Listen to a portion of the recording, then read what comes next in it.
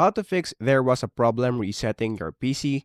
So that is what I'm going to show you guys in this super quick and easy tutorial. So let's get into it. So the first thing that we need to do right here is to of course go here on our desktop. And then the next thing that we need to do is to go into the search bar and then search for CMD and then run as administrator. Once you are now here, we're going to type reagent C space slash disable. And then after that, just click on enter. Once it is successful, what we're going to do is to activate it again. So just type reagent C once again and then space slash enable and then click enter once again. And then once you do that, as you can see, it is now successful. What we're going to do is to type now sfc space slash scan now and then click on enter. After that, Windows will scan your system and then it will look if there are any problems with your PC.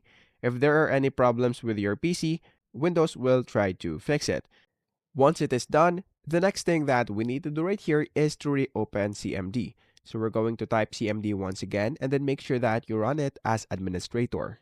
After that, we're going to type DISM space slash online space slash cleanup hyphen image space slash restore health.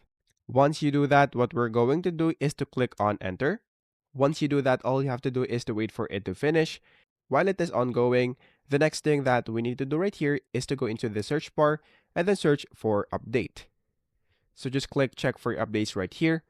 And then in this part, what we're going to do is to click on advanced options, which is right here, and then scroll down, and then you will see this recovery. So all you have to do is to click on that. And then in this part, what we're going to do is to click on fix problems using Windows Update. So what it will do is to reinstall your current version of your Windows, though your apps and files and settings will be preserved, so that won't affect any of your files right here. What it will do is to just reinstall the Windows on your computer. So all you have to do is to click the reinstall now, which is right here, and then all you have to do is to wait for it to finish. So that is basically it. That is how easy it is. That is how to fix there was a problem resetting your PC.